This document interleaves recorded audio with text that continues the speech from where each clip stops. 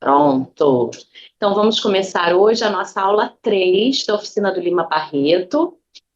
A gente já percorreu, então, um pouquinho da biografia dele na aula um e na aula 2 foi muito legal, porque a gente conseguiu fazer um debate depois. Eu gosto de terminar um pouquinho antes para a gente poder refletir sobre o que aconteceu na aula, as dúvidas, as reflexões, as inquietações de todo mundo. E é uma obra que a gente precisa sempre trabalhar, que é o Isaías Caminha. Apesar de ter sido bastante criticada por alguns na época, a gente pode tirar ali o Lima na sua mais faceta assim crua mesmo. É o que ele era. Ele era aquele escrivão Isaías Caminha. Hoje a gente vai fazer um pouquinho de correlação, não só entre a obra do Lima Barreto e a política, mas também o posicionamento dele, porque, como vocês puderam perceber na última aula, a obra dele, ela se mistura muito com os ideais, com o que ele pensava. Ele não conseguia fazer um texto com o qual ele não se identificasse, ao menos um pouco, né? Então, se você for falar de política na obra do Lima Barreto, a gente vai ter duas obras importantes que são Policarpo Quaresma e Numa e a Ninfa, né? Eu acredito que a maioria das pessoas conheça mais o Policarpo Quaresma, mas a Numa e a Ninfa tem alguns aspectos que eu acho muito interessantes, então eu coloquei aqui nessa aula para a gente também ou conhecer ou se aprofundar. Então, quais vão ser os objetivos dessa aula?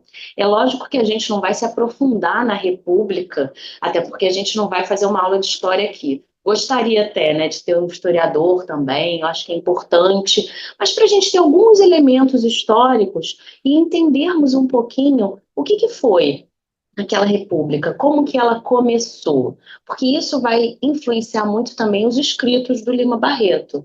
Então, a gente vai entender um pouquinho a República Velha, mais especificamente o período da República da Espada.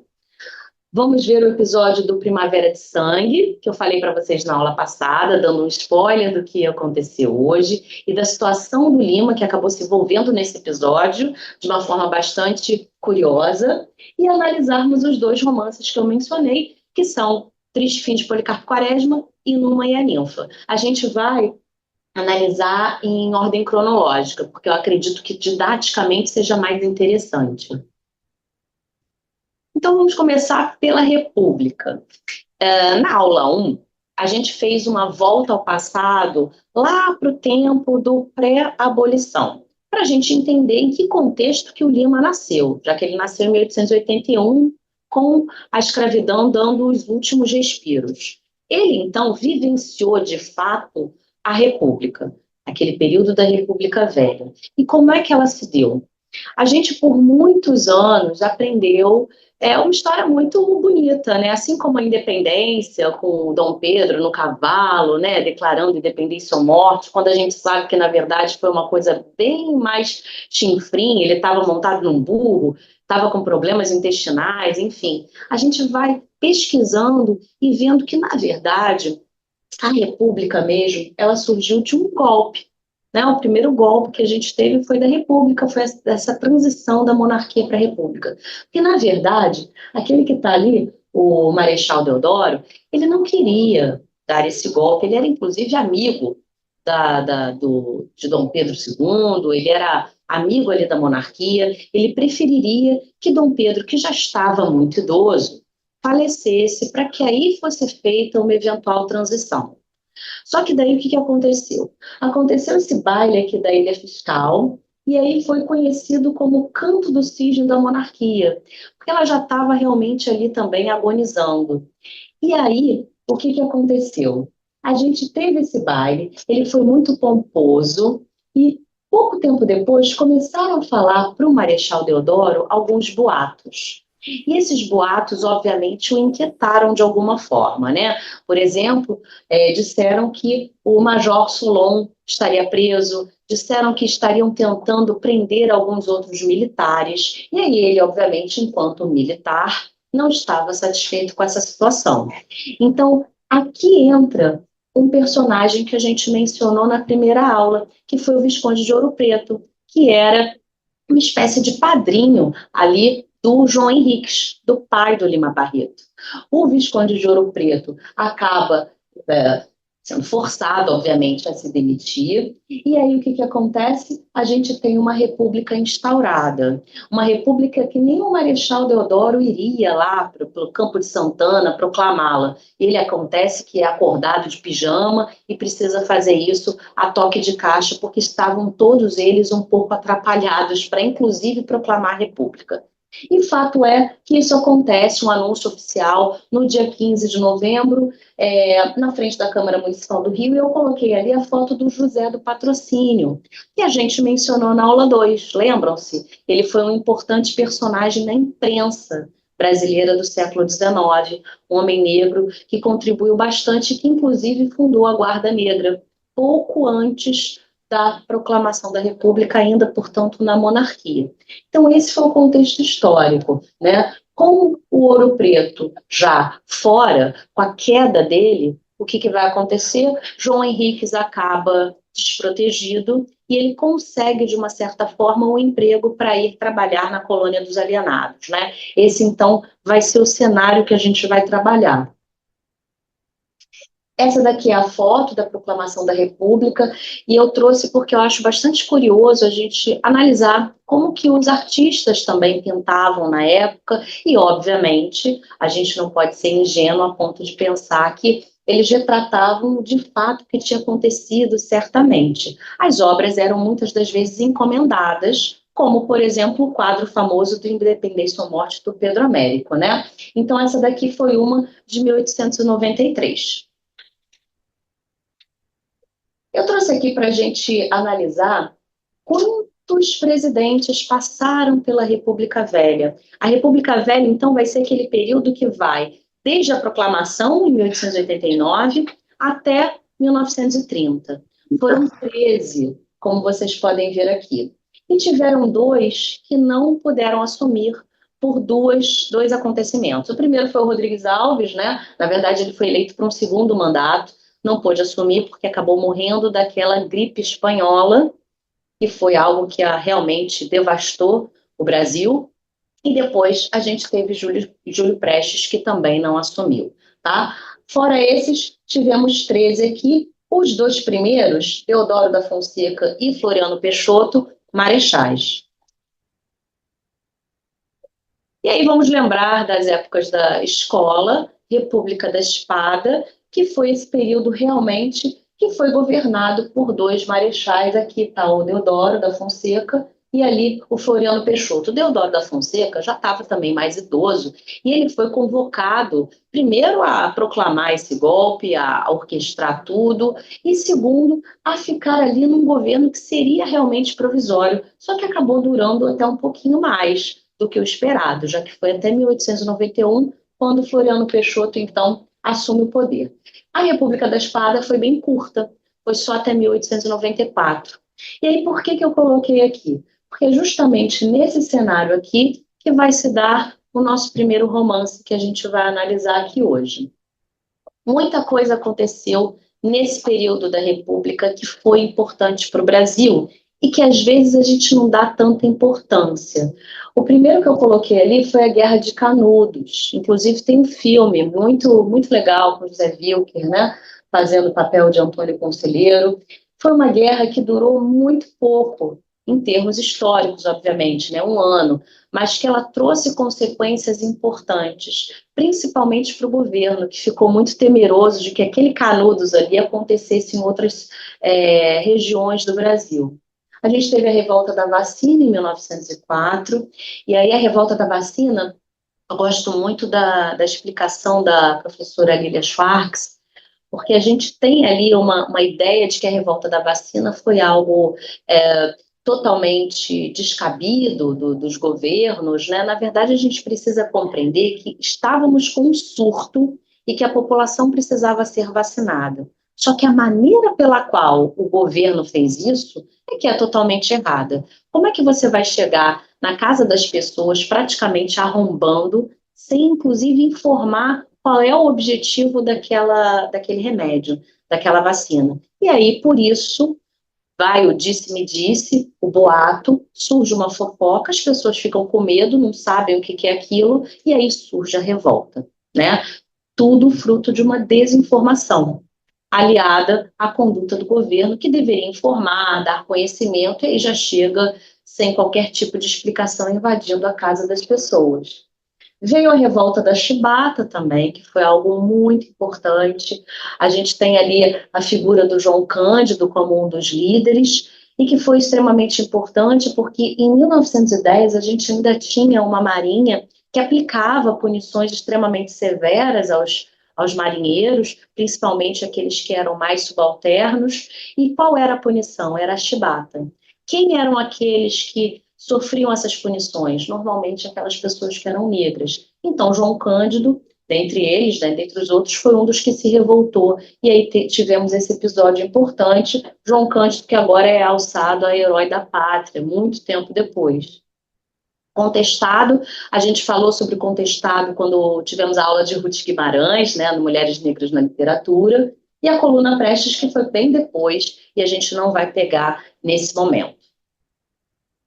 Eu gosto, inclusive, de falar sobre esses episódios, porque a gente precisa ver que o Brasil não é esse país pacífico como a gente sempre pensa, né? Tivemos diversas revoltas, diversos descontentamentos com relação ao governo, e aí, obviamente, o povo vai se manifestar.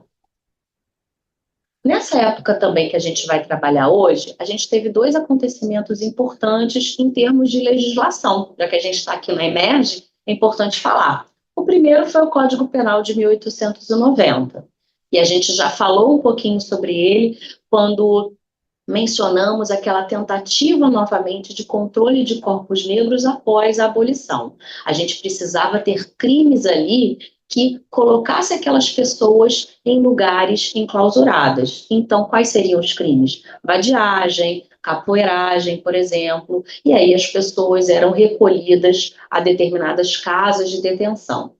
E tivemos a primeira Constituição da República em 1891, com diversos sistemas que são muito diferentes da que a gente tinha anteriormente. A de 1824, que foi a nossa primeira, que foi outorgada, que foi durante a monarquia. Então, percebam a diferença delas. A gente tem, obviamente, a República como sistema de governo, o federalismo como sistema político e o presidencialismo como mandato ali presidencial, que naquele momento foi de 4 anos, mas em alguns períodos históricos a gente teve de 5, né?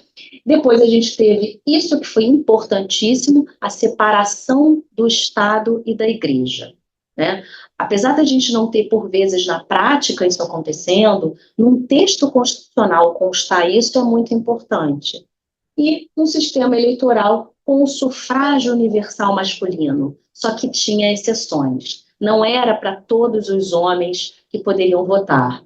Menores de 21, obviamente não, até porque a maioridade naquela época era com 21 anos e não com 18.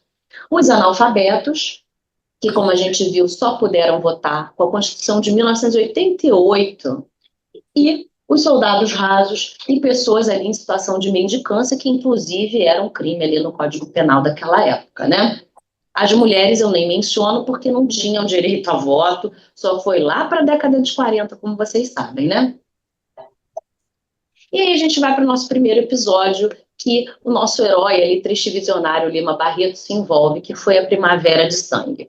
Naquele momento ali, de 1909, 1910, eu coloquei duas figuras ali que estavam em lados opostos. O primeiro foi o Marechal Hermes da Fonseca, sobrinho, inclusive, de Deodoro, e o outro, Rui Barbosa, que a gente conhece, né, como jurista, enfim, e que foi o primeiro-ministro da Fazenda da República. Qual era ali a rivalidade? Era a disputa eleitoral para a presidência. Naquela época a gente não tinha tantos candidatos ali concorrendo, era como se fossem duas chapas, então a gente tinha um militar e tinha uma pessoa que seria um civil. O Lima acabou aderindo, curiosamente, ao nome do Rui Barbosa. E aí acontece que, em plena campanha, o presidente Afonso Pena morre, o vice Nilo Peçanha assume. Esse era o cenário histórico daquele momento. E aí, o povo não estava muito satisfeito com a situação. Há uma passeata que acontece regularmente, estudantil. Em alguns documentos que eu procurei, falava-se que essa passeata estudantil, por ocorrer todo ano, não tinha muito contexto político, né? Então, a gente precisa analisar por que ela acontecia. Segundo, aí aqui eu vou colocar essa fonte histórica que eu pesquisei, essa passeata era tradicional entre os estudantes. E aí, eles fizeram o enterro simbólico de um general. Algo que a gente vê normalmente em manifestações, né? Isso acontece realmente. Só que naquela época os militares não gostaram disso, de verem ali um general vivo, representado como se morto estivesse enterrado pelos estudantes andando ali pelo centro do Rio. E o que acontece? Os militares são chamados a ir ao local e a conter os estudantes. Acaba que 2 são assassinados. E aí os militares vão a júri. Quando os militares vão a júri, eles são absolvidos, né? Algo que também acontece rotineiramente aqui na justiça brasileira, né? Só que vocês vejam, isso daqui aconteceu em 1909. E aqui é um jornal da época que eu encontrei, cujo título era Covardia Assassina. Por que isso? Eram militares totalmente armados que foram ali numa manifestação estudantil, que era de primavera, né? Por isso, em setembro, e aí foi chamada de Primavera de Sangue justamente porque 2 deles foram mortos, né? A tiros por eles. Dentre os jurados que estavam aqui, estava o Lima Barreto. Essa daqui é uma das fotos daquele tribunal do júri, a notícia da época, olha, julgamento dos acusados como responsáveis pelo assassinato dos estudantes Guimarães e Junqueira. Ali estava o juiz, mas o mais importante é ali que eu coloquei um círculo, Lima Barreto como um dos jurados, né? E ele é mencionado no jornal. O escritor Lima Barreto, que está com a mão no queixo, autor das memórias do escrivão Isaías Caminho, né? Então, ele foi mencionado pelo jornal na época, isso inclusive inquietou muito ele, participar ali daquele júri.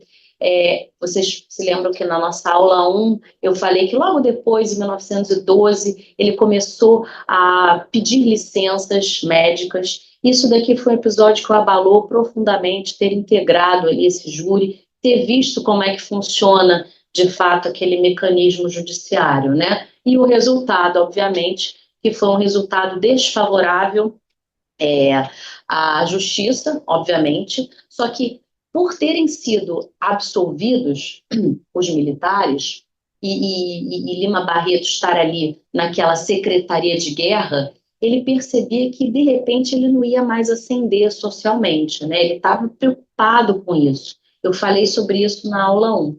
E aí ele que já era desgostoso, já não gostava realmente daquele lugar, teve esse episódio em que ele precisou ser jurado, ele já não estava bem de saúde pelos problemas também com a bebida, ele começou ali a apresentar os atestados médicos, mas isso foi em 1912. Um pouco antes, aqui, essa daqui é a foto dele no Tribunal do Júri, é uma das poucas que a gente tem dele, segundo a Lilia Schwartz, que é uma das biógrafas dele, ele não gostava muito dessa foto, né? Eu particularmente gosto muito dela, acho que ele está muito bonito, muito elegante, mas eu acho que ele talvez não gostasse pelo contexto todo, né, daquele episódio. E aí a gente vai para o Triste Fim de Policarpo Quaresma. Essa foi uma obra que foi publicada inicialmente em jornal, e era uma coisa que acontecia muito na época. A gente tinha alguns jornais que publicavam em espécies de folhetim. Então, toda semana ou a cada 15 dias, a gente tinha um capítulo dentro do jornal. Na obra do Machado, a gente já analisou isso, né, que aconteceu com alguns romances. E com o Lima não foi diferente. Ele publicou a obra primeiro em folhetim. Essa daqui é a obra mais famosa dele. E eu acho curioso perceber como que ele escreveu uma obra tão interessante em tão curto espaço de tempo, em 2 meses, né? E aí ele teve muita dificuldade para publicar depois em livro. Isso aconteceu em 1915, mais ou menos, a publicação em livro. Ele pegou dinheiro emprestado, ele se endividou para pagar aquela publicação. Então, diferente, por exemplo, do Machado de Assis, que teve a publicação primeiro em folhetins, foi um sucesso, diversos livros dele depois foram publicados, sem ele ter despendido qualquer tipo de dinheiro. O Lima Barreto não. Ele precisou pagar do bolso dele para que tivesse essa publicação. Essa daqui foi uma revista que o Lima Barreto deu entrevista em 1916, pouco tempo depois, então, da publicação do livro.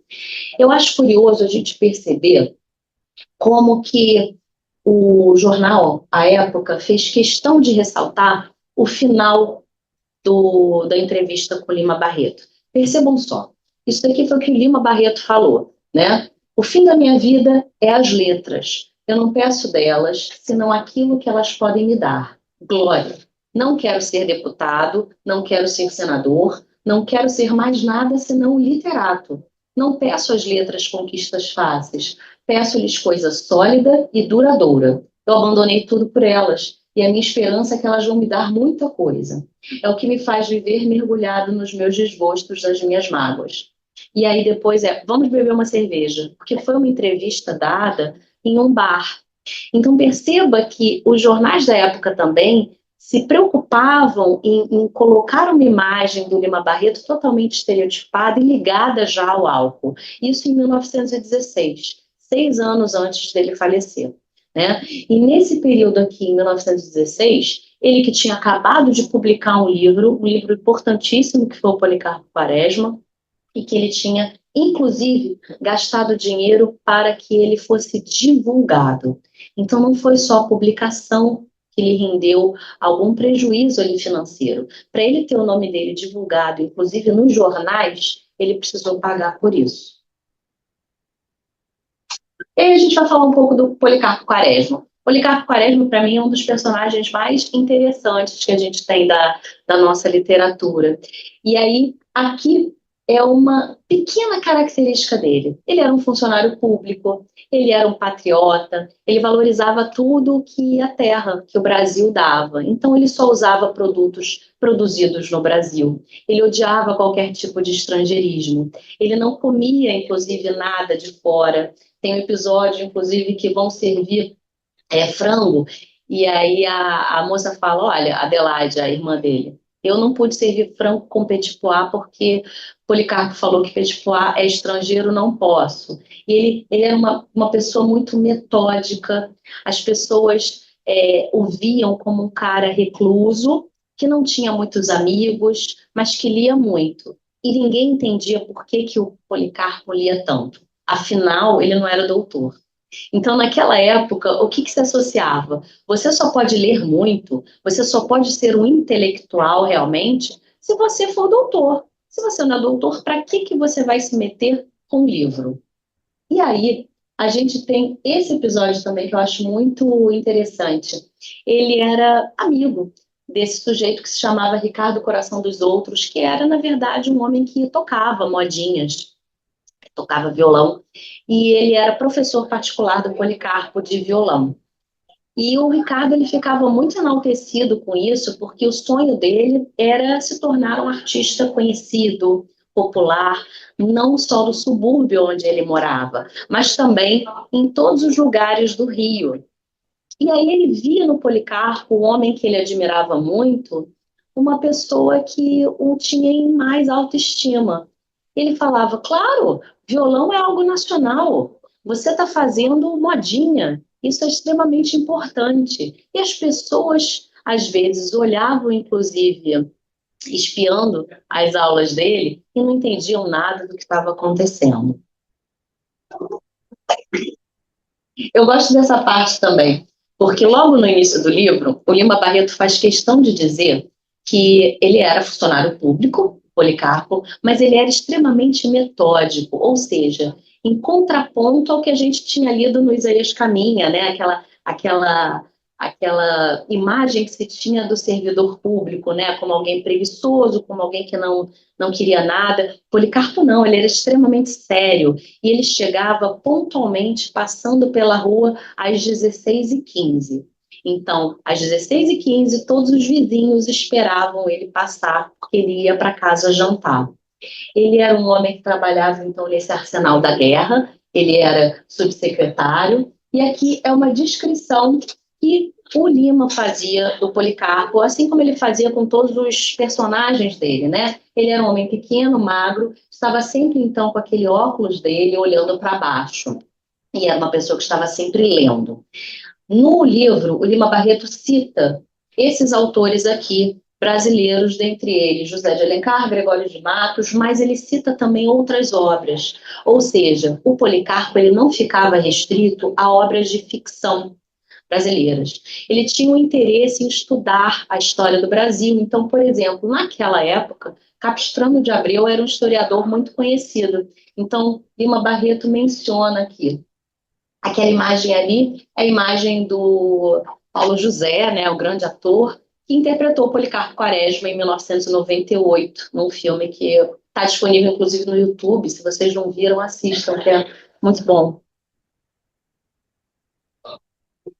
E aí eu gosto dessa frase que o Lima fala sobre o Policarpo Quaresma. Depois de descrevê-lo como uma pessoa que exalta a cultura nacional, que é muito estudioso, que não tem muitos amigos, então ele vai da casa para o trabalho, do trabalho para casa, só tem algumas visitas, como, por exemplo, o Ricardo Coração dos Outros e a Olga, a quem ele gosta muito, que é uma espécie de sobrinha dele, né? Ela é apadrinhada por ele. Ele vira e fala: desse modo ele ia vivendo a vida, metade na repartição, sem ser compreendido, e a outra metade em casa, também sem ser compreendido, porque a irmã Adelaide também não entendia as coisas que o Policarpo queria, o que ele falava, então ele era realmente um incompreendido. Na repartição, inclusive, ele era motivo de chacota entre os outros ali. Inclusive, tem um episódio em que eles estão cochichando, eles não falavam isso na frente do Policarpo, só um falava, né?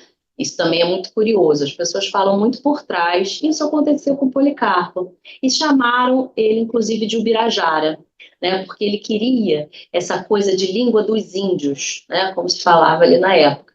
E eles chamaram o Policarpo de Ubirajara. Ele fala, no mais, ele era um homem como todos os outros, a não ser aqueles que têm ambições políticas ou de fortuna, porque o Quaresma não as tinha no mínimo grau.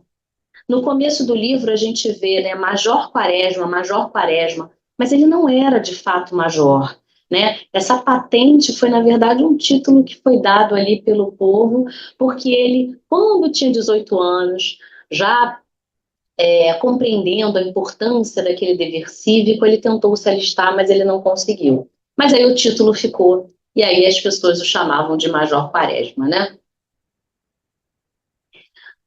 Ele então começa a ser considerado louco pelas pessoas. Afinal, por que que esse sujeito que trabalha ali naquele arsenal da guerra vai querer que a nossa língua seja agora o tupi? Isso é um absurdo. E ele tinha, segundo inclusive a Olga, ponderações realmente muito interessantes. Você vê, o Lima Barreto escreveu isso daí em 1911. Ele falava, olha, quem estava aqui na Terra quando os portugueses chegaram eram os índios. Então, por que que a nossa língua não é o tupi? E ele começa a estudar realmente aquele tupi.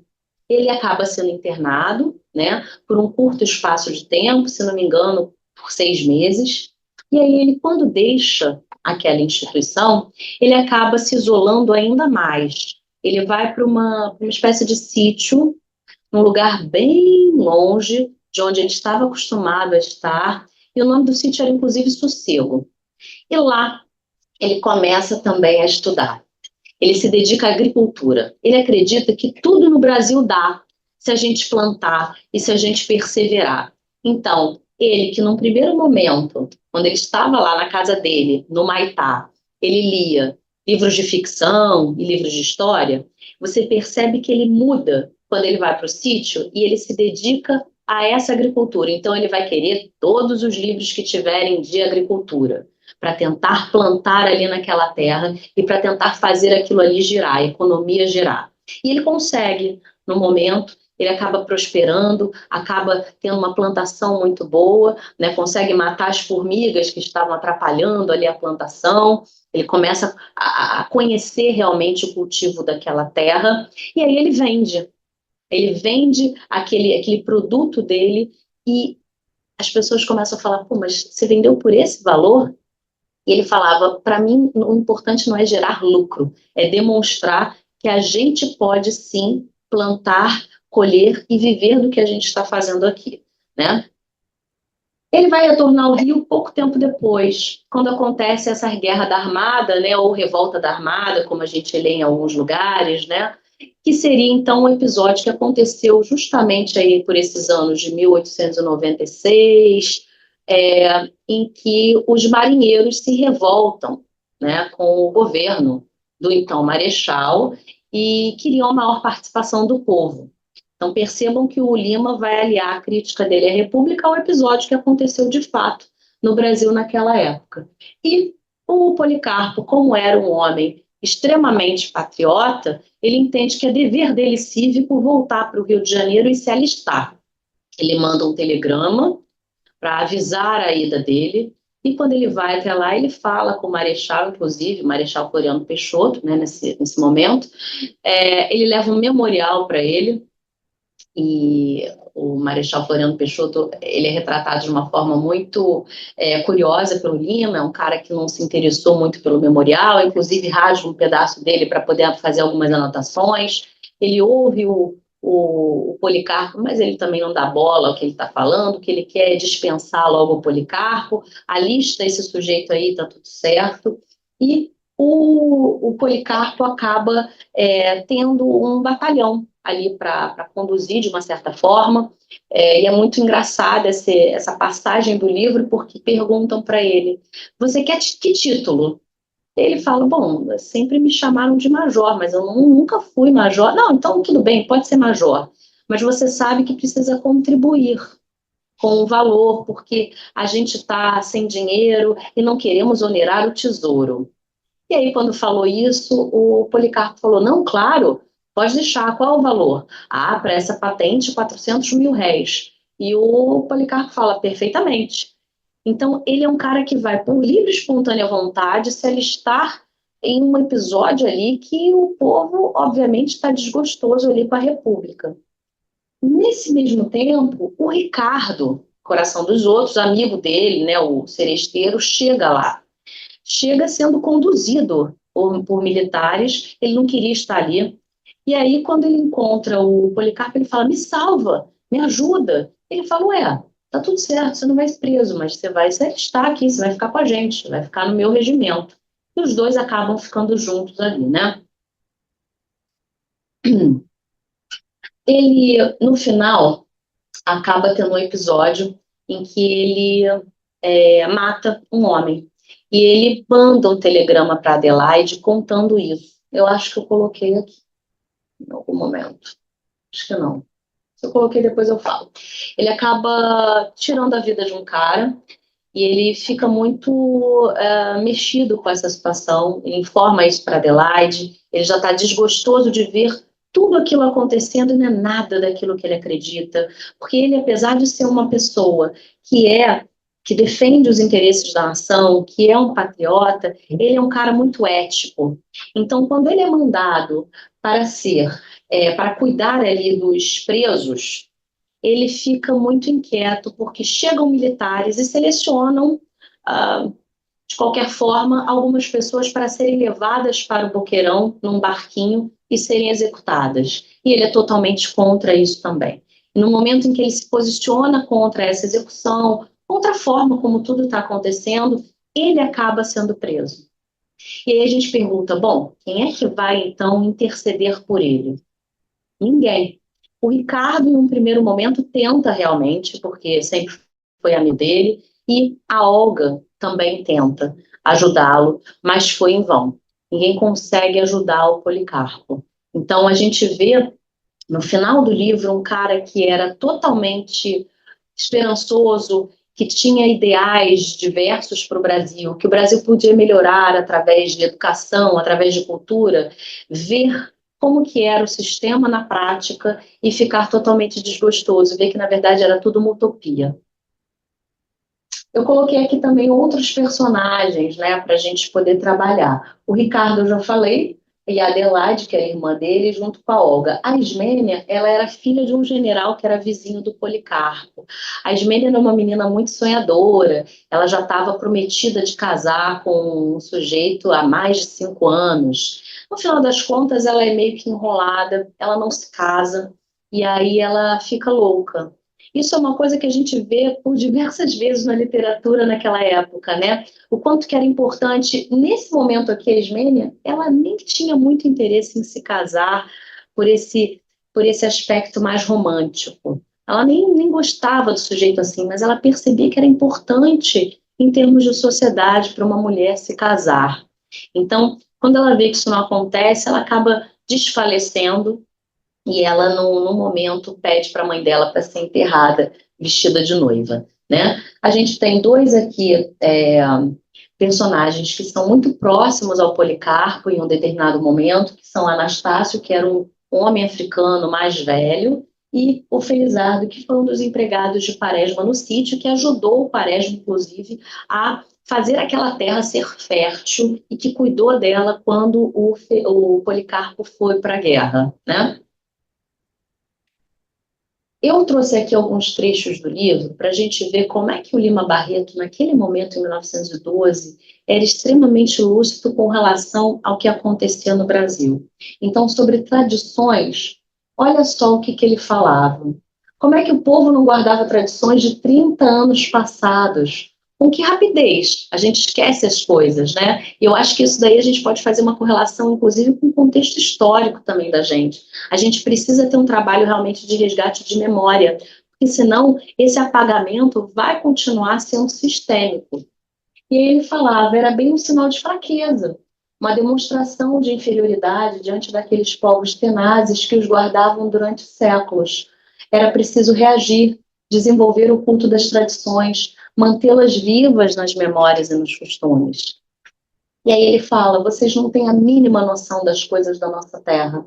Queriam que eu apertasse a mão. Isso não é nosso. Nosso cumprimento é chorar quando encontramos amigos. Era assim que faziam os tupinambás. O que ele queria fazer aqui? Né? Eu acho que esse momento da história é muito bonita, porque ele quer falar: olha, nós, enquanto povo, temos as nossas tradições, só que a gente acaba fazendo com que prevaleçam as tradições de outros países, principalmente os países europeus, em detrimento do que a gente tem aqui. A gente se esquece de quem estava aqui. Eu acho muito interessante essa passagem que o Lima Barreto traz para a gente refletir sobre isso, sobre a nossa história. E aí, obviamente, Policarpo seria tido como maluco, né? Aqui, ó, medito grandes obras, uma reforma, a emancipação de um povo. Esses eram os ideais que o Policarpo Quaresma queria quando ele redigiu aquele memorial para o então Marechal. E aí ele faz esse ofício, e aí ele quer o quê? A emancipação idiomática. Ou seja, para ele, a gente não tinha que ter essa língua portuguesa, né? Porque é fruto o quê? Da colonização que a gente teve. Tinha que ser o quê? A língua de quem estava aqui, né? E ele fala, quando ele começa a falar isso tudo, eu acho interessante isso aqui, que é o diálogo entre três homens, achando tudo isso um absurdo. E eles falavam, não se podia esperar outra coisa. Aqueles livros, aquela mania de leitura, para que ele lê tanto? Telha de menos. Ele não era formado, para que ele vai se meter em livros? Só nesse momento quem compreendia ele era a Olga. Ela via ali que, de fato, ele tinha uma razão nos argumentos que ele trazia. Essa daqui também é uma passagem que a gente conhece muito do Lima Barreto, né? E que vem do Policarpo Quaresma. Então, botei aqui porque eu acho importante. O que ele pensava sobre morte e sobre loucura? Como em todas as portas dos nossos infernos sociais, havia toda a gente, havia de toda a gente, de várias condições, nascimentos e fortunas. Não é só a morte que nivela. A loucura, o crime, a moléstia passam também a sua rasura pelas distinções que inventamos. E aí ele fala que de todas as coisas tristes de ver, a mais triste é a loucura, é a mais depressora e pungente. Aquela continuação da nossa vida tal e qual, com o desarranjo imperceptível, mas profundo e quase sempre insondável. Era um homem que já tinha feito a sua passagem, né, a sua internação pela primeira vez no Hospital de Alienados. Então, eu acredito que aquela experiência também que ele vivenciou ali no primeiro momento, ele transpôs não só para os diários dele, que a gente vai analisar depois, mas também para a obra dele ficcional. Essa daqui eu acho ótimo, porque ele vai falar sobre terra, propriedade da terra, de quem que é aquela terra em que ele estava, né? Aqui o Policarpo está naquele momento do sítio e ele vê muito lugar ali miserável, com pessoas extremamente pobres. Ele pensa, gente, nós podemos fazer do Brasil um país rico, nosso solo é fértil. Por que que isso acontece, né? Então, se a gente tem agora, em 2024, diversos movimentos sociais que falam sobre a produtividade de terra e da importância da gente fazer essa divisão social, ele já falava isso em 1911, né, quando publicou no Folhetim. E a terra não era dele? Mas de quem era então? Tanta terra abandonada que se encontrava por aí. Ela vira até fazendas fechadas, com as casas em ruínas. Por que esse acampamento, esses latifúndios inúteis e improdutivos? Isso é sensacional, ele falar isso em 1911, né? É incrível ele falar sobre algo que a gente está debatendo agora, inclusive no governo, né? A gente pode se lembrar, inclusive, teve aquela novela, né, O Rei do Gado, que tratou também disso, e de como que foi importante a gente debater isso em rede nacional. Isso foi década de 90, 1996, se não me engano, por aí. Ele fala isso em 1911.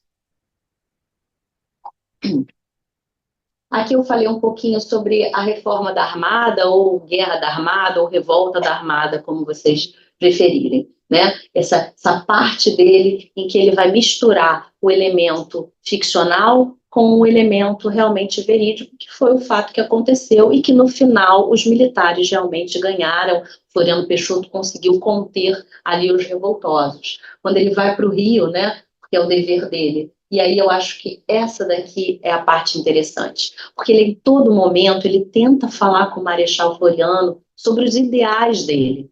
Ele não está tão interessado, pelo menos ao meu ver, em uma guerra, em uma revolta. Ele quer, na verdade, apresentar projetos para que aquele país seja melhor. Ele escreve aquilo tudo, Floriano não está nem aí para ouvir, e ele fala, bom, Policarpo, tu és um visionário.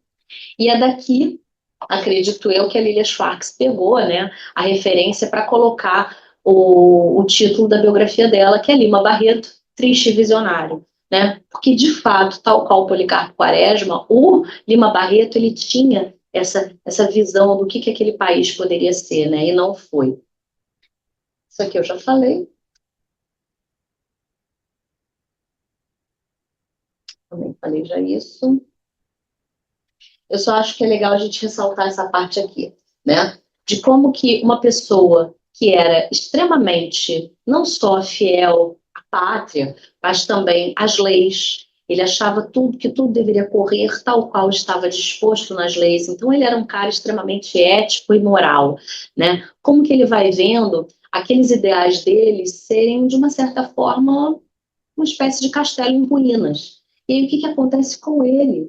Ele que sempre defendeu tudo isso, ele é condenado à morte como um traidor da pátria.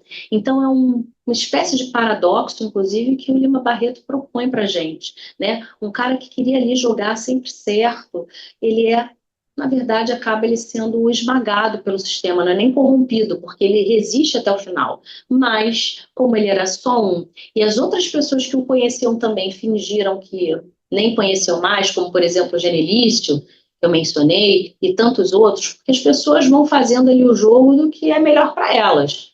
Só quem tentou, de uma certa forma, tirá-lo dessa situação foi a Olga, que sempre acreditou nele, que sempre compreendeu o posicionamento dele, e o Ricardo. Mas o Ricardo era uma pessoa pequena, pequena não em tamanho, mas em termos de proporção. Ele era o único ali para combater ali gigantes. Ele não ia jamais conseguir reverter aquela decisão.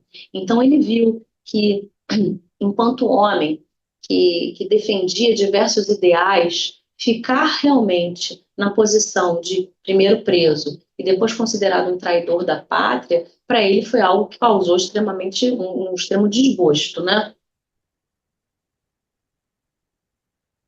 Essa daqui é a parte da decepção do major, que eu acho bem poética, como o Lima escreve, né? A alma do major ficou ainda mais atormentada. Tinha pena e vergonha dos prisioneiros. Além disso, todos os sonhos tinham desmoronado. Não tinha encontrado nenhum estadista, nenhum homem, velho ou moço, com ideal superior. Só havia interesse pessoal, fanatismo e autoritarismo. Essa era a grande desilusão do major. Então, quem eram as pessoas que estavam ali se alistando, né? Fora ele, com os ideais dele, ele só encontrava isso. Nenhuma pessoa compreendia a importância da história do Brasil, daquele movimento político, de nada. Eles queriam saber só dos seus próprios ideais e basta. Então, essa foi uma decepção dele. Ninguém estava ali realmente pela pátria, como ele estava, né? E agora a gente vai começar a analisar o Numa e a Ninfa, que foi um outro romance dele, que foi publicado em 1915, que também vai discutir essa questão política.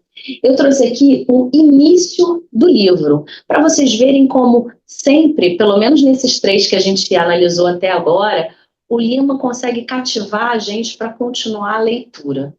Ele fala: o grande debate que provocara a Câmara, o projeto de formação de um novo Estado na Federação Nacional, apaixonou não só a opinião pública, mas também, é extraordinário, os profissionais da política. Com a criação de um novo Estado, nasceria naturalmente uma nova bancada de representação nacional no Senado e na Câmara. E o partido dominante, republicano radical, temia não eleger a totalidade dela. Então ele está trazendo aqui qual o cenário, né? Uma eventual disputa dentro da Câmara com a eventual criação de um novo Estado na Federação. Eu acho engraçado que ele, em todo momento, ele é extremamente irônico, né? É extraordinário. Pessoas que estão envolvidas na política estão preocupadas com isso. E aí, logo depois, ele coloca o porquê. Estão preocupadas porque estão com medo de perderem o poder que eles têm ali de representação naquela bancada. Bom, o Nome a Ninfa, diferente de alguns escritos, né, do Lima Barreto e de diversos outros escritores, ele é um romance que é linear. Então a gente consegue compreender muito bem para onde a história vai, porque ele não vai e volta em períodos de tempo, não. A gente vai conseguir compreender toda a trajetória daquele personagem. Será que ele é o protagonista? Que é o Numa, né? E ele vai trazer diversas críticas. Ele vai ter a ambientação, então, durante aquela república velha, e vai criticar diversas coisas ao estilo do Lima Barreto.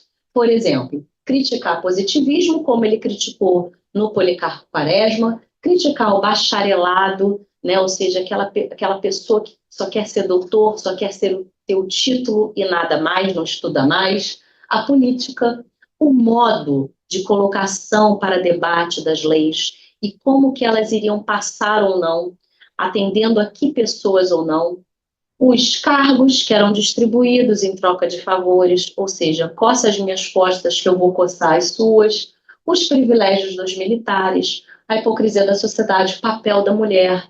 Ele fala muito legal aqui nesse Nome a Ninfa, não só através da personagem, que é intitulada ali por Lima de Ninfa, mas também uma outra personagem que aparece bem pouco e de forma muito sutil ele vai fazer uma crítica. A gente vai ver isso.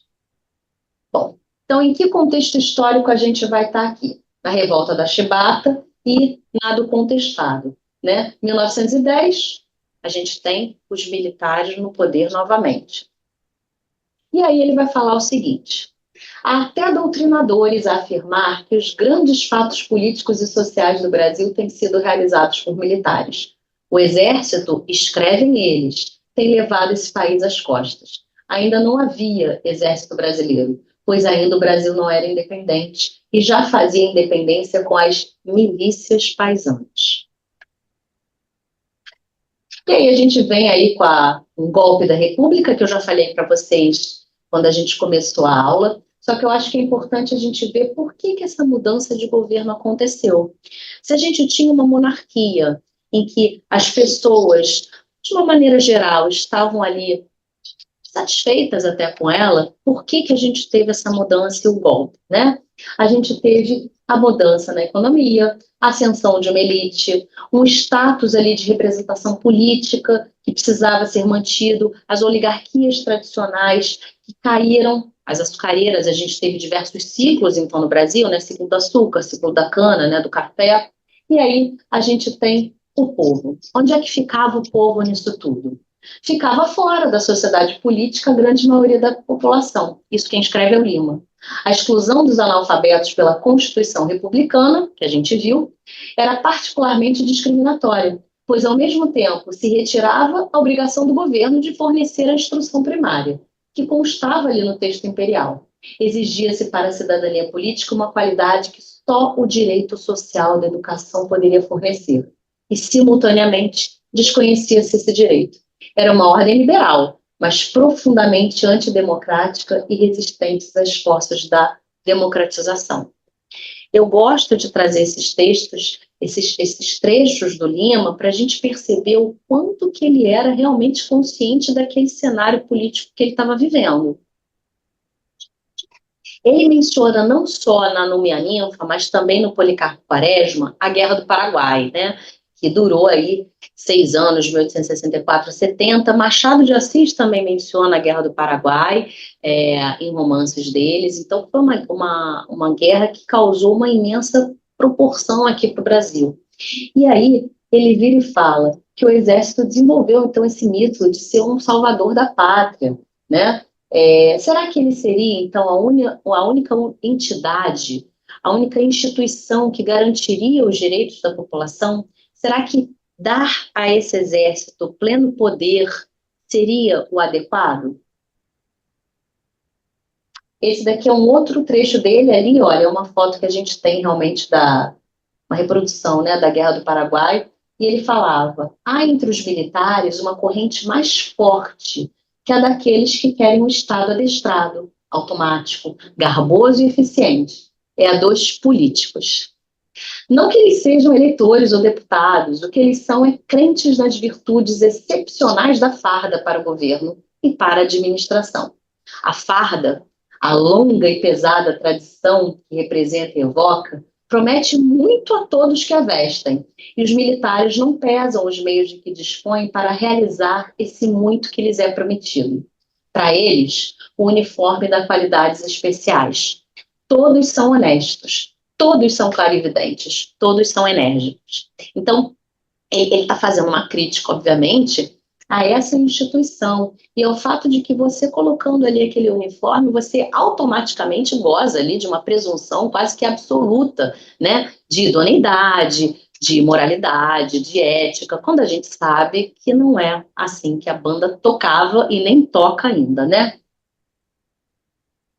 Vamos então para o nosso personagem principal.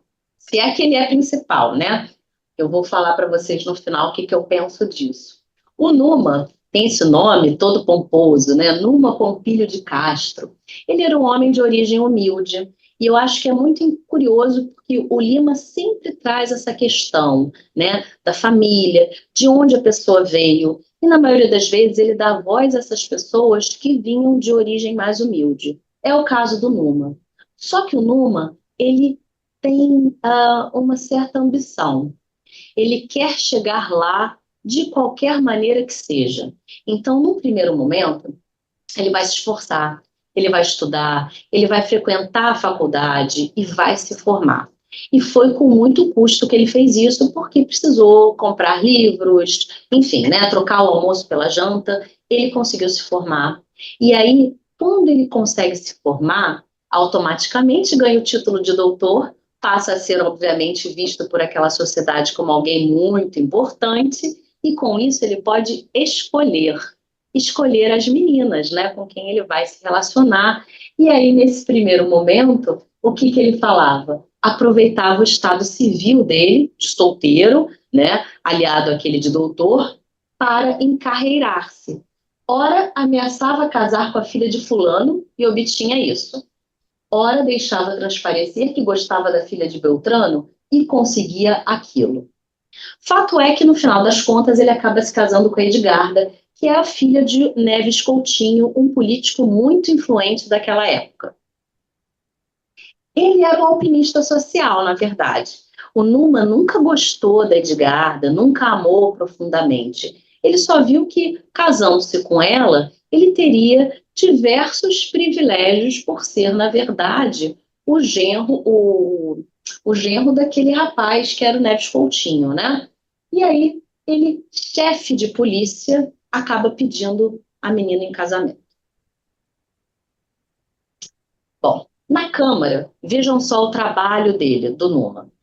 O Numa não era nem conhecido por quem compunha aquele congresso. Ele passava tão desapercebido que ele, por vezes, precisava falar para entrar e para sair, né? Normalmente, quando a pessoa é conhecida, não precisa dar crachá, né? Não precisa dar mais o nome, as pessoas sabem quem ela é. As pessoas chamavam ele, inclusive, de Nuno. Ninguém sabia dele. Ele chegava e dormia na bancada. Acho que a gente conhece vários políticos assim como Lula, né? E aí, por isso, ele às vezes era até impedido de frequentar as dependências. Precisava provar, inclusive, que ele era um político. Dormia. E aí, como é que ele votava? Se ele dormia, se ele não se interessava? Muito fácil. Ele só seguia o que pediam para ele fazer. E quem era o ele? Era esse sujeito aí, o sogro Neves Coutinho. Então, saber para qual voto seria o do Numa era saber como se posicionava o Neves Coutinho. Fácil assim. E a gente tem isso até hoje, né? Poxa, como é que o sujeito vai votar? Ah, com certeza ele vai votar de acordo ou com a bancada ou de acordo com tal pessoa. Era isso que aconteceu com o Numa. E como é que era a vida daquele casal, então, se o Numa não gostava da Edgarda, né? Será que ela gostava dele? E aí o Lima fala, a vida dele era do casal, né? Era plácida como a de um velho casal. Edgarda não amava a Numa, não o supunha inteligente, mas havia não sei o que de organizado nele, de médio, de segurança. Então o que que Edgarda também queria? Pelo menos nessa leitura aqui. A Edgarda era uma mulher que queria só segurança, né? Ela não queria uma aventura amorosa, ela não queria morrer de amor, como diversas personagens que a gente tem na literatura. Ela queria estabilidade, ela queria sossego. E aí ela viu no Numa uma boa oportunidade. Tudo bem, ele não é inteligente, não gosta de livros, mas segurança ali naquele casamento, naquela vidinha, eu vou ter. E ela lia muito. No começo, o Numa ficou tão admirado que ele falava: gente, mas para quê? Para que essa mulher lê tanto? Não sabia bem que prazer pudesse ela encontrar nos livros com os quais ele só lidou por obrigação. Então, mais uma vez, tal qual o Policarpo Quaresma, ele vai fazer essa crítica a pessoas que gostavam de ler e que não tinham feito alguma carreira que precisasse realmente você se debruçar nos livros. Você lê por prazer, não é por obrigação. E aí ele acabava indo até a livraria comprar os livros para Edgarda, para a mulher. E as pessoas ficavam espantadas e começaram a até criar um certo tipo de admiração por ele. Nossa, quanto livro que o doutor Numa compra, quando na verdade era para a mulher e ninguém sabia disso. Alguns personagens desse livro. Nesse livro aqui a gente tem vários, até porque tem muitos políticos. Esses aqui são os principais, a meu ver. A gente tem o chefe político, que é o Bastos, o general Bentes, que seria uma espécie ali de ditador. O Foz Bandeira é um português que faz alguns negócios escusos, segundo o próprio Numa, ele não concorda com esses negócios, mas Edgarda fala, oh, gente, todo mundo faz isso, né? Então não tem problema nenhum. Fato é que ele, inclusive, acabou sendo diretor do Diário Mercantil. Dona Alice, essa daqui é uma outra crítica que o Lima faz, não só com relação a Edgarda, né, uma mulher que quer estudar, quer ler, é inteligente. A Dona Alice era uma mulher de 70 anos e o amante dela era um homem de 20 e poucos anos. Isso para aquela sociedade era chocante, né? A gente estava habituado, como está até hoje, né, a ver mulheres mais novas com homens mais velhos, mas o inverso é um total absurdo. Naquela época, então, o Lima Barreto falou sobre isso em um trecho desse livro. E a gente tem o general Forfado, que presidia essa comissão de inventário do material bélico inutilizado. A mulher tinha metade da sua idade, só que ninguém criticava como criticava a Dona Alice. E ele era, segundo Lima, bonachão, simplório e lento de espírito. O Lucrécio, para mim, é um dos personagens mais importantes desse livro, né? O Lima, ele o retrata como um homem, né, mulato, que tinha uma origem humilde, ele era carpinteiro, e é muito interessante porque ele vê na política uma forma de tentar ascender socialmente. Ele é incentivado no primeiro momento pela Ângela, que é a mulher dele, que Lima também escreve como mulata, né, uma mulher mais nova também, e ele tem filhos, né, o Lúcio. E ele quer ascender socialmente, quer dar uma vida melhor para eles, então ele se envereda ali pela política, mas ele não é um político.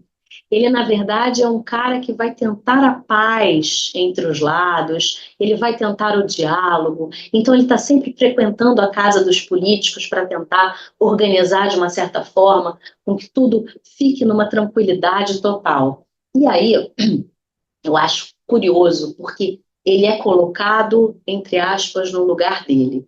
Ele ia, por exemplo, na casa do Numa, conversar com o Numa, e ele não almoçava ou jantava na mesa com eles. Olha só, conhecia os criados, almoçava na copa. O Lima Barreto delimita bem o papel dele ali. Né? Ele é, na verdade, uma pessoa subalterna dentro da política. Ele é uma pessoa que está ali para servir. Segundo Lima, não era propriamente um político, mas fazia parte da política e tinha o papel de ligá-la às classes populares, né? E aí, quando ele tem um diálogo com o Lúcio, que é o filho dele, eu acho muito interessante. O pai viu ainda os olhos luminosos da criança, e aí ele pensou, o que que vai ser, né? O que que vai ser do meu filho? Lembrou-se de dar dinheiro para os sapatos com que fosse à escola, mas estava atrasado na casa. A desordem da vida antigamente, que vai ser dele? Bem arranjaria um emprego, falou ia estudar, havia de tomar caminho, mas o que vai ser dele? É a sina. Ele ficava então preocupado com o destino daquele menino, né, do Lúcio, e que obviamente ele, enquanto pai, precisava fazer alguma coisa para que ele não tivesse o mesmo destino que ele teve, provavelmente o pai, o avô, enfim, né? Por isso que ele fala que Sina. Eu também destaco esse outro personagem, que é um outro estrangeiro, né? Além do Foz Bandeira, que é o Doutor Bogolov, que seria um professor que veio da Rússia e que é, no primeiro momento, socorrido pelo Lucrécio. Ou seja, aquele personagem que é servil, que é subalterno, é o cara que acolhe esse homem quando ele chega no Brasil, que inclusive lhe dá hospedagem, né? E ele vai ser, no final das contas, ele acaba nomeado diretor da Pecuária Nacional, um homem russo, acaba ali naquela diretoria. Então a gente vê como é que a troca de favores vai acontecendo de uma forma muito rápida na política, se você sabe muito bem a quem agradar. E aí eu acho interessante a maneira pela qual o Lima Barreto vai retratar a imagem que tinha o Brasil com relação aos estrangeiros, né? Como é que aqueles viajantes, como é que aquelas pessoas viam o Brasil? Tem duas passagens, essa aqui e essa, que eu acho interessantes a gente compreender. O mar tenebroso dos navegantes da Renascença foi atravessado por nós. Disse-ia que os temeram em vão. Estava espelhento que nem um lago e doce e tranquilo. Eu não conhecia quase a história daquelas águas nem das terras que elas banhavam. Só me lembrava que aquele era o mar da escravidão moderna, o mar dos negreiros, e que assistira durante 3 séculos aquele drama de sangue, de opressão e de saque que foi o aproveitamento das terras da América pelas gentes da Europa. Lima Barreto estava falando isso em 1911, 1915. Eu acho isso formidável. Pensei comigo que, em presença daquelas manifestações da natureza, só me vinham pensamentos tristes. E aí o que que acontece? Ele vai falar sobre essa questão do imigrante, da riqueza, da abastança, e, ao mesmo tempo, ele vai falar sobre o que eles pensavam da gente. Ele vai trazer uma passagem em que o Tesouro Brasileiro, para transmitir uma boa imagem do Brasil para o exterior, pagava para os viajantes para escrever. Então, o que ele queria dizer aqui? É o nosso complexo de vira-lata, né? A gente só é bom se a gente é reconhecido pelo exterior. E não qualquer exterior. Precisa ser um país europeu, obviamente, para fazer isso, né? A gente tem um episódio, por exemplo, só para a gente fazer uma comparação, né? Todo mundo sabe da importância do Machado de Assis. O Machado de Assis viraliza porque uma moça, uma booktoker dos Estados Unidos, lê Memórias Póstumas e acha impressionante. E aí todo mundo começa a comprar Memórias Póstumas de Brás Cubas, né? É isso. Quando outras pessoas analisam a nossa cultura e validam, tá tudo certo. Basicamente é isso que ele está falando aqui, né?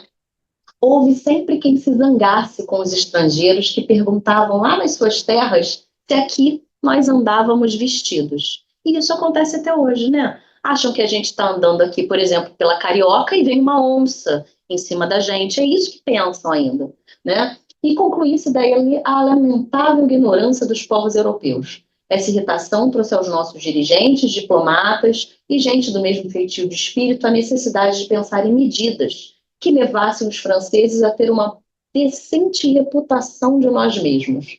Outra fonte de irritação para esses espíritos diplomáticos estava nos pretos. Dizer a um viajante que vira pretos, dizer que o Brasil tinha uma grande população de cor, eram causas para zangas fortes e tirar o sono de estadistas aclamados. Então, o que ele queria dizer aqui? Vamos tirar essa informação. Vamos tirar que no Brasil não tem febre amarela, que não tem mais uma população preta, para que as pessoas tenham outro olhar sobre o Brasil. Quando, na verdade, se a gente for olhar os diários dos viajantes naquela época, a gente vai ver qual a impressão que eles tinham realmente do Brasil, né?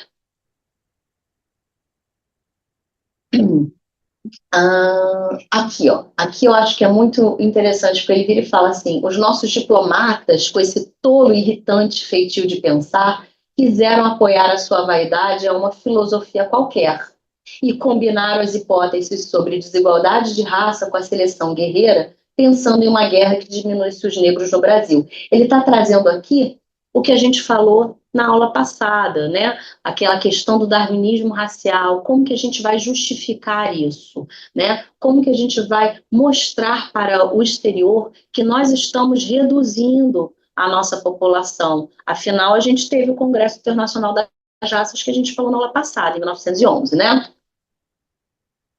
Vamos voltar então para o nosso livro. O Numa percebe que no Congresso as pessoas dão muito holofote para quem fala, para quem se posiciona. Deram parabéns ao Caldas porque ele falou, proferiu um discurso. E aí a Edgarda vira e fala: você tem que aparecer, Numa, você tem que falar.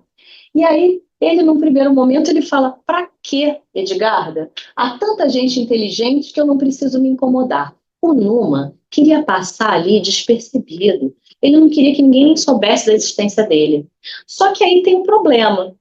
Que se a gente não vê muito aquela pessoa aparecendo, ele também não é muito chamado a fazer as coisas, a participar dos debates. Então, a Edgarda acaba convencendo e falando: eu vou te ajudar a preparar o discurso. E ele vira e fala: não, você vai saber fazer isso? Fica tranquilo que eu vou te ajudar. O que se deve fazer é aparecer, falar, dar pareceres. E ela vai lá, se tranca na biblioteca, começa a redigir os textos. Fato é que ele começa a estudar os discursos como se fosse uma preparação para entrar num teatro, como se fosse um palco. E dá certo. Só que aí de um desfecho que eu acho interessantíssimo, quando Numa começa a nutrir um certo carinho pela mulher, né, uma certa admiração por ela, afinal, tá com ele, tá escrevendo ali os discursos, que mulher inteligente, né, que eu tenho. Ele fala que vai dormir e ela vai para a biblioteca. Só que aí ele pensa: eu preciso agradecer essa mulher pelo que ela está fazendo. Eu vou lá falar com ela. E aí, quando ele vai falar com a Edgarda, ele vê que a porta está fechada e ele olha pela fechadura. E o que ele olha é uma coisa que ele jamais iria imaginar. Ela estava beijando o primo dela. E aí, depois que beija o primo, aquela demonstração toda de afeto, de amor, ela acaba continuando a escrever os discursos. Na verdade, a redigir o que o primo tinha escrito. Na verdade, quem estava escrevendo era o primo. E aí ele fala, tá aqui no outro. Deixando de beijar, escreviam. As folhas de papel eram escritas e passadas a limpo pela mulher. Então era ele? Que devia fazer? Que descoberta! O que devia fazer? A carreira, o prestígio, senador, residente? Ora bolas! E o Numa voltou, vagarosamente, pé ante pé, para o leito onde sempre dormiu tranquilamente. Eu acho esse final sensacional desse livro, porque é aquele dilema que ele encontra, né? Será que eu vou falar e vou me indispor? Vou falar com ela, vou causar aquela cena, quando na verdade o que eu quero realmente é ficar na minha, ascender socialmente, ter o meu prestígio. Deixa os dois lá, contanto que os discursos continuem sendo feitos e eu ganhe mais prestígio dentro daquele lugar. Então, eu acho que é um final muito bom, tanto do Policarpo Quaresma quanto esse. O Lima Barreto conseguiu fechar e concluir muito bem. E a gente percebe, analisando o primeiro que a gente viu, né, o Isaías Caminha, que é um livro muito bom, mas se a gente compara com esse Lima de Policarpo e com esse do Númia Ninfa, ele aqui está muito menos cru.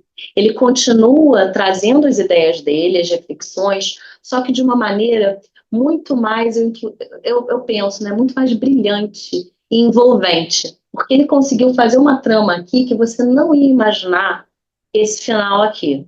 Não ia de jeito nenhum. Você ia continuar pensando, porque ele fala, a mulher lê, ela faz e acontece, então você não vai imaginar que ela está lá dentro, dentro da casa dela, beijando um cara, naquele Brasil lá de 1900 e pouco, né, às escondidas, e copiando o que o outro está escrevendo. Eu achei isso daqui sensacional. Então, hoje, a gente terminou o Línia Política. Estou terminando um pouco antes para a gente poder abrir para debater, tá? Então, o que vocês quiserem falar, ou sobre as obras, ou sobre o contexto da época, agora o microfone está com vocês. Pessoal também aí do online.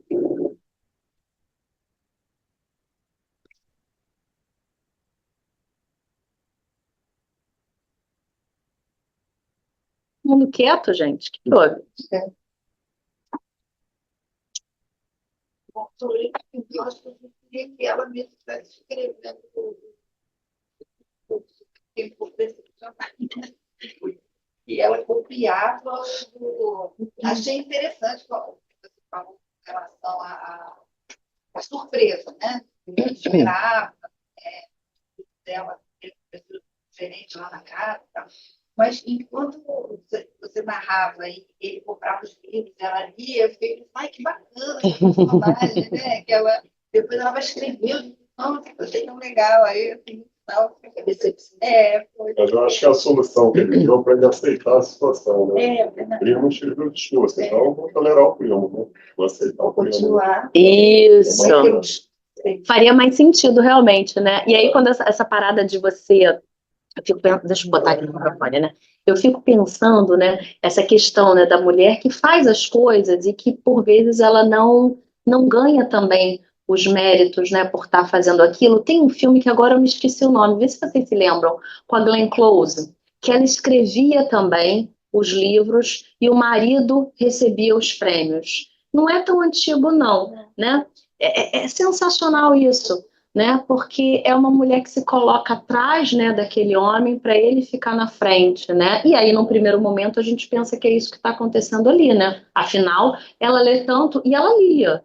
Só que quando a gente, depois que a gente sabe o final, é fácil, né? Que aí você vai voltar ali e vai ver alguns indícios. Tem uma partezinha que o Lima escreve, mas você vai saber escrever esse discurso, Edgarda? Você já escreveu alguma coisa? E ela fala, não, nunca escrevi nada. Ou seja, acho que o Lima estava falando, tem muita diferença entre você ler bastante, né, e você ir lá e escrever um discurso, até um discurso político, né?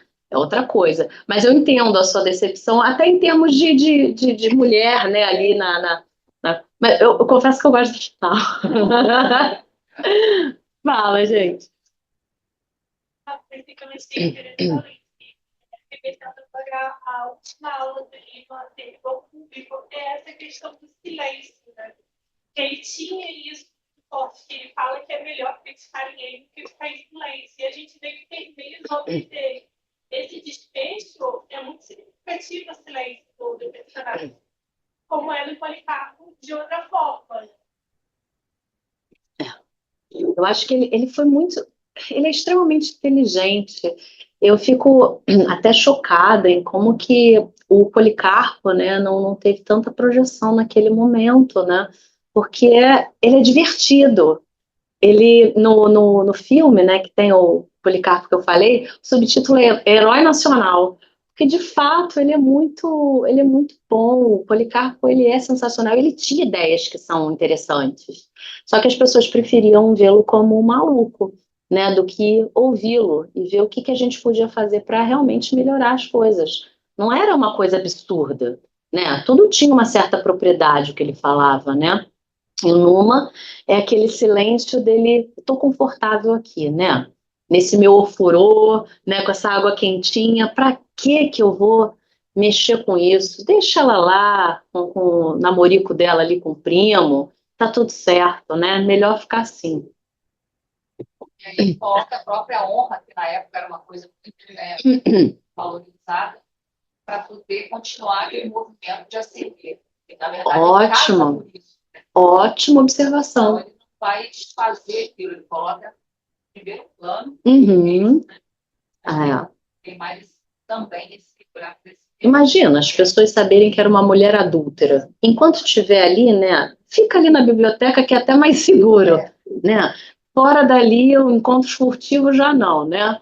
Mas ali tá tudo certo, né? Até porque ela seria punida, né? Mas ele nem pensou nessa questão, ele pensou nele, né? Imagina a minha honra. Se a gente até bem pouco tempo tinha, né? A legítima defesa da honra, imagine naquela época. E aí ele deve ter pensado também, que aí para você, naquela época, legítima defesa da honra ia ser tipo o Euclides da Cunha, né? Vou chamá-lo para um duelo, melhor não, melhor ficar aqui.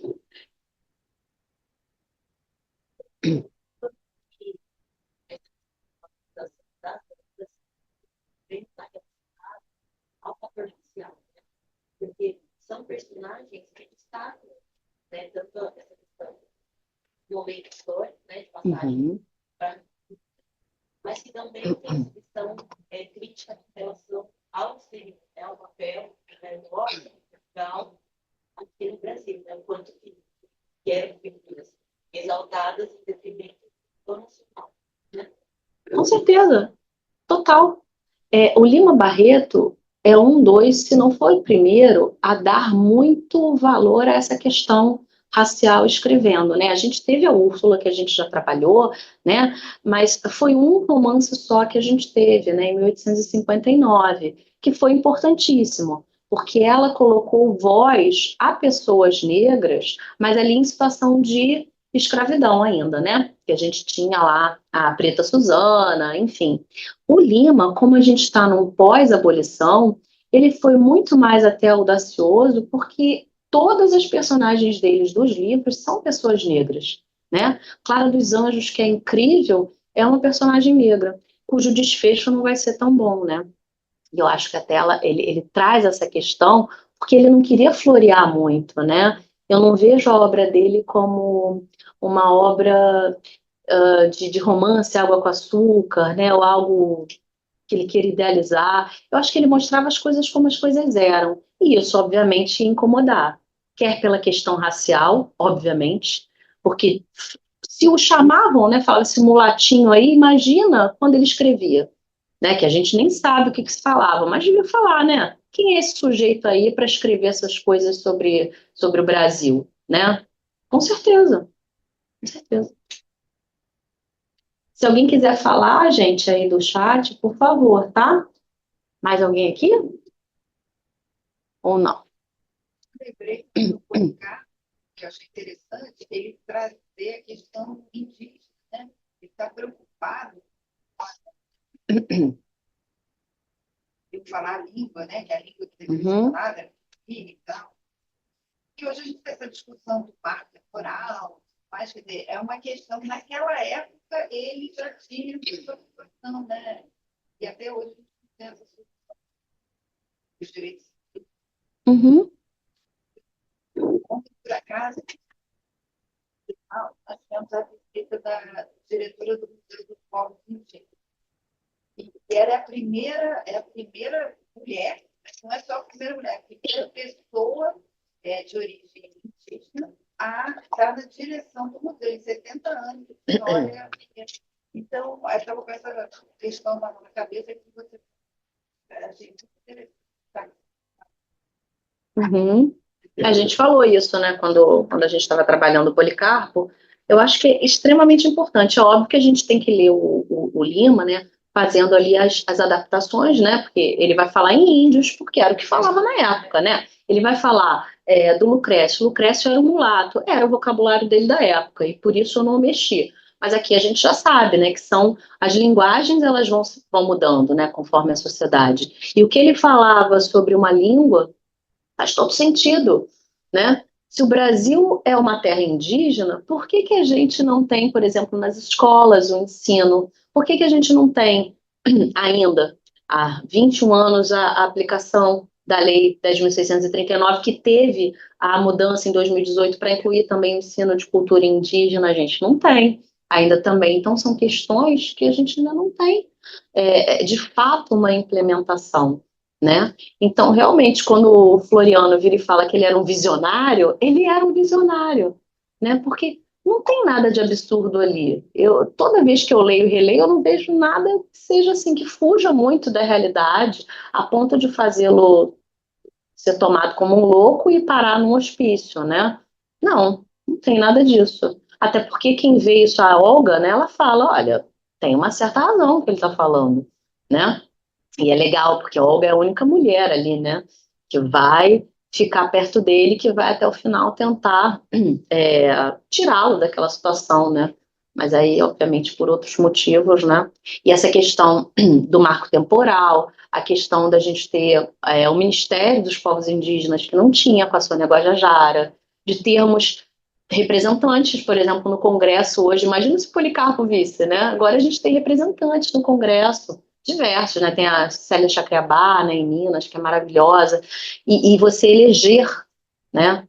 Não só pessoas indígenas, pessoas negras, mulheres, para fazer parte desse corpo político, faz toda a diferença. Aí a gente vai tirando pessoas como Numa, né, que dormem, que não fazem nada, e vai colocando pessoas que de fato se preocupam com as pautas que são importantes, né? Mais alguém, gente? Para ver também a visão ampla que ele tinha, né? Exato, E a questão dele que é imensa, né? exato, Mas ele é um dele, que seria nacional, exato, originário nacional, na verdade. exato. Ele foi apagado. Em certo momento foi enaltecido, só mesmo para desmerecer os africanos, né, com aquela coisa daquele herói, mas na vivência mesmo era só o extermínio. Ficava extermínio da cultura, extermínio disso, né? Perfeitamente. O que ele estava falando em 1911, né? Poxa, você vê, quando o Abdias Nascimento concorre a um cargo político e ele se torna deputado, ele vai propor diversos projetos, né, na bancada. Então a gente vê a importância, a relevância da gente ter pessoas que se preocupem com determinadas pautas ali dentro também, né? Porque é óbvio, é importante a gente ter educação, né, e o ensino para que as pessoas todas tenham consciência, mas a gente precisa também mexer em todas as instituições, né? Se a gente não tem ninguém no Congresso propondo as leis para que isso aconteça, nada vai mudar, né? Então você vê como é que o lapso temporal também, né? Esse é de 1915, o Policarpo é 1911, o Abdias foi só na década de 80, né? Olha só, 70 anos para isso acontecer. Quanto tempo depois veio, em 89, né? A lei que até hoje a gente tem, né? 719. Tudo começou com Afonso Arinos em 50, mas vai demorando, né? É uma coisa que parece que é muito lenta ainda, né? E aí, se a gente vê, isso a gente só está falando sobre as questões de pessoas negras, né? Se a gente falar de indígenas, ainda está muito, né? Questões LGBT, né? Como é que ainda tem muita resistência a isso, né? Acho que a única pauta aqui que ele não abordava era essa ainda, né? Fora isso, a gente tem até a questão da mulher, ele fala, né, de alguma forma, A gente vai ver isso mais um pouquinho na aula que vem, porque vai ser Clara dos Anjos, aí a gente vai passear pelo Rio, como a Inara perguntou, e vamos ver o que ele pensava sobre as mulheres ali também. É interessante quando ele faz, ele explicar, porque ele coloca sempre assim, que ele é um visionário, que ele é uma pessoa de ideias bem, né, nacionalista, ele quer mudar o idioma, né, para aqueles que efetivamente são nativos da terra, mas ao final, mesmo com todas essas ideias visionárias, mesmo com todo esse nacionalismo, ele é tido como um traidor e morre como um traidor, né? Que me parece que existe aí assim, uma dualidade, né? Então, quem tem esse sentimento de nacionalismo, quem quer enaltecer, ao final, estas forças que tentam puxar um pouco mais, né, para que, trazendo agora para o Lula, ele, no final, ele fala assim, não, mas o que eu quero também é isso aqui, tudo bem bom, como você falou, né? Na água simples e tal. Então, se você fizer isso, fala assim, não adianta você ser nacionalista, não adianta você querer colocar coisas que o Brasil efetivamente precisa, né? Essas mudanças. Então, vamos lá, vamos mudar o idioma, vamos colocar o idioma nativo, né? Quem é que estava aqui na época de que as terras, supostamente hoje, o Brasil, a gente é tanto troça, tanto envolvimento, que a gente já nem sabe mais se efetivamente isso daqui, essas terras foram trazidas, essas terras foram, digamos assim, originais. Esse era o tratamento. Então, assim, o que me parece é que ele faz ele traz essas mudanças e vem trazendo assim, olha, se você, em tese, se você tiver essas ideias, no final, você não vai chegar a lugar nenhum. Porque a Olga dizia, beleza, eu acho que está tudo tranquilo, eu acho que você lê, e com essas leituras você chega a essas conclusões. Ao final, ele procura o exército e fala, eu quero estar aqui, porque eu quero participar do que eu entendo ser importante. E aí ele vê que não era tão importante assim, né? Que quando alguns líderes eles eram escolhidos para a morte, fala, espera aí, por que esses caras que têm uma visão diferente, por que eles estão sendo sacrificados em vez de serem pessoas que deveriam ter um desenvolvimento? Eu acho que ele pauta isso. Ele fala de todas essas questões, mas fala em uma linguagem poética. Se acontecesse, eu acho que ele faz esses últimos livros que nós acabamos de falar, ele faz isso. No último, ele fala muito de política, né? Ele traz muito o que é a realidade de hoje, o que nós debatemos, o que nós, sobretudo, o que nos deixa assim, né? Caramba, nada vai mudar.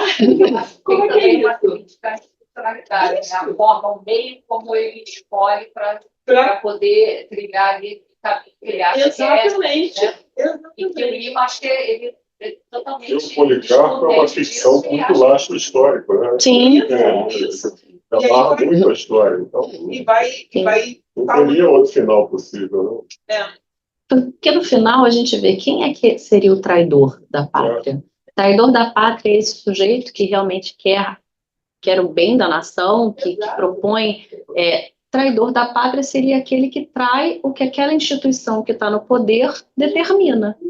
E aí, esse livro é de 1915. Se a gente for para 64, com a ditadura, quem eram os traidores da pátria? Quem foram as pessoas presas e torturadas? Né? Ele coloca o Marechal como um grande preguiçoso. Sim,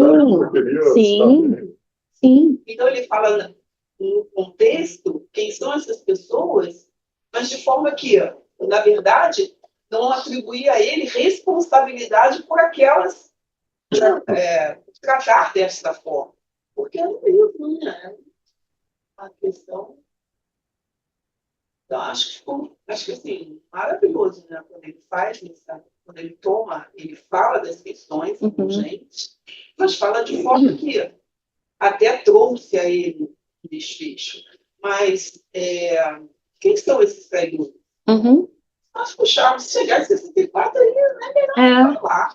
Eu acho que quando ele é confrontado, né, quando ele chega, principalmente naquele lugar em que ele é colocado como uma espécie de carcereiro, que é o que ele vai ser ali, né? Carcereiro daquelas pessoas que ele olha, ele fala, gente, ele não está entendendo, né? Ele vê, são essas as pessoas, e aí quando vê os militares chegando, escolhendo qualquer pessoa para ser levada para execução, eu acho que ele se decepciona muito com o que ele esperava, né, que fosse, né? E aí ele vê que, obviamente, aqueles ideais dele jamais iam ser colocados em prática por um marechal que ordenasse coisas assim.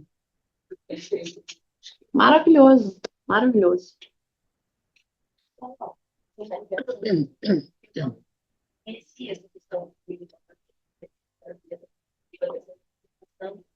do mágico.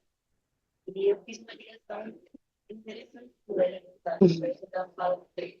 E aí tá então, reconhecer algo que já está. Então, não sei também, tem em português também. Exato. Se a gente está entendendo, a gente está falando, eu acho que a crítica à institucionalidade também vem, principalmente as instituições do direito, que traz essa institucionalidade, já que não reconhece outras escritas, né, outras falas, outras possibilidades de manifestação. Exato. Esse texto da Lélia é muito bom, né? Como é que a gente fica, né? Eu acho excelente. Porque se a gente for parar para pensar, e aí fazendo contraponto com a literatura, né? Por que a gente dá muito valor a Clarice Lispector e a gente não dá tanto a Carolina, né? Que são mulheres que escreveram na mesma época e escreveram as suas angústias, as duas, suas angústias e seus anseios. Mas a gente coloca a Clarice numa literatura de intelectualidade e a Carolina como uma literatura segunda, né? Afinal, ela escreve tudo errado. Queriam, inclusive, editar corrigindo os erros. E aí, o corrigindo os erros, a gente vai para o português, né? E aí a gente vai para a nossa língua portuguesa, né? Porque da mesma forma que a gente aprendeu a língua de quem colonizou a gente, se a gente for nos países da África, quais são as línguas que são ensinadas lá nas escolas para as crianças, né? Francês, em alguns lugares da Espanha, né? Ou seja, espanhol, a língua inglesa, é isso, né?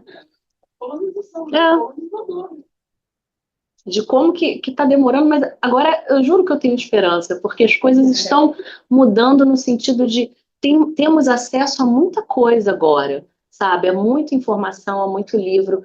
Temos, não todos, né? Temos nós aqui, por exemplo, e aí eu acho importante porque alguém pode sair daqui, pode dar aula, por exemplo, num curso popular, né? A gente tem a internet que dá uma acessibilidade um pouco maior, não tanto ainda, né? Mas há muitas pessoas, e eu acho que com isso a gente vai realmente disseminando.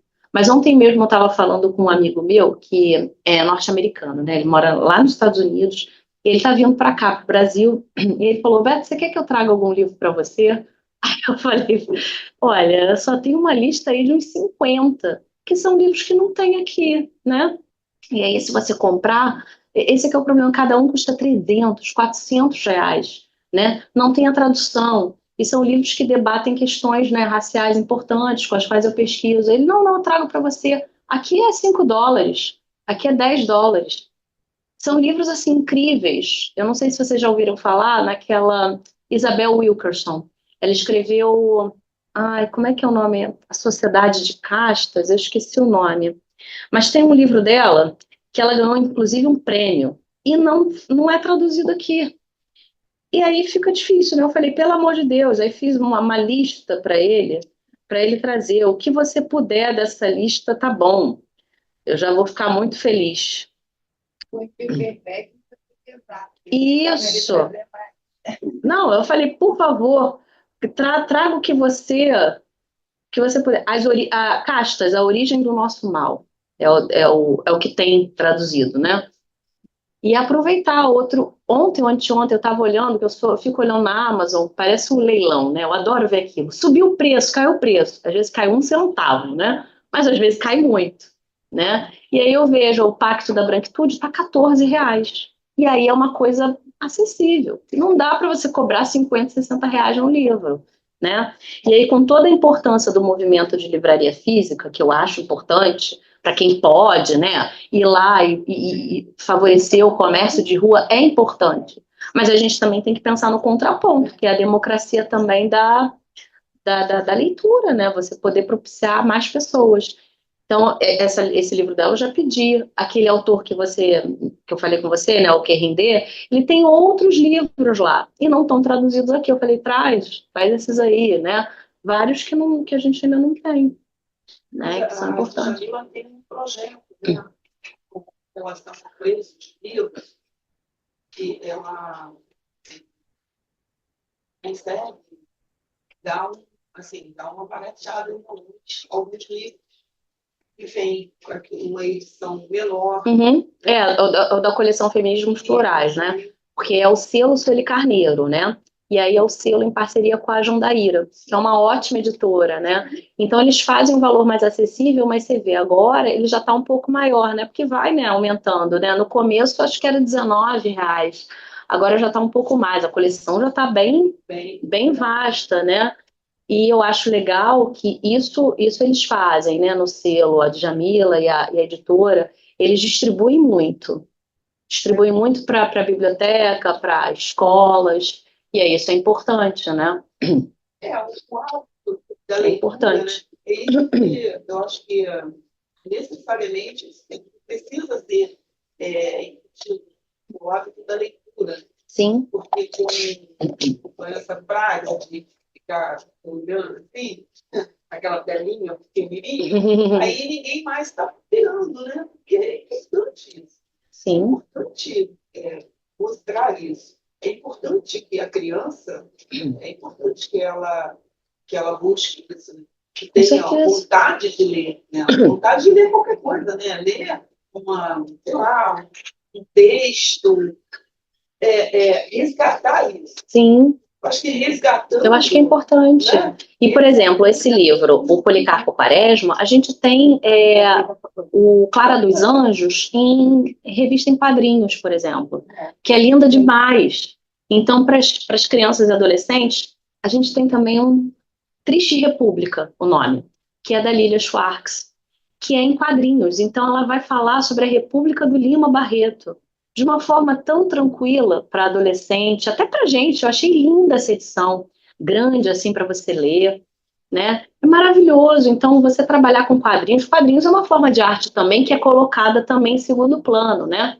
Só que agora a gente vê uma ascensão dele, né? Tem o Heartstopper, que eu acho incrível, e você vai vendo que pode trabalhar diversas questões importantes para as crianças e adolescentes começarem a ter um contato melhor, e não jogar simplesmente, toma aí, 12 anos, joga um Policarpo Quaresma, sem a criança entender nada, não dá, né? Aí vai achar chato, realmente, né? E olha que a linguagem do Lima Barreto nem é tão inacessível, né? Mas joga lá para eles um Machado de Assis, aí vai achar Machado chato mesmo.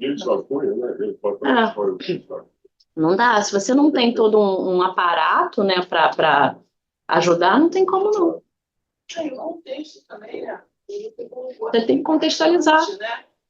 E a leitura contextualizada, eu acho que contextualizando, cria a busca, né? Por que ele escreveu assim? Por que ele retrata?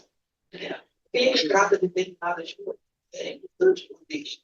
Solto, fica complicado até pra gente. O Lima Barreto, ele é maravilhoso. Eu sou suspeita para falar. Ele e o Machado, eles são incríveis. Para mim, são os melhores. E a gente tem agora diversos, né, autores agora contemporâneos, né, que precisam ser lidos, né, e que é importante a gente fazer esse movimento também, dando uma de Policarpo, né, enaltecendo os nossos escritores, né? A gente lê tanta coisa de fora. Por que a gente não lê tantos que estão aqui? Tem gente aqui no Rio de Janeiro, né, que escreve incrivelmente bem, que a gente precisa botar no holofote. É importante. É isso, gente. Então, a gente se vê na aula que vem, a nossa aula 4, que vai ser o Lima Barreto inacabado. Mas aí a gente vai falar sobre uma romance, né? Vamos falar sobre Clara dos Anjos e sobre o Rio de Janeiro daquela época, tá? Eu quero falar com vocês segunda-feira.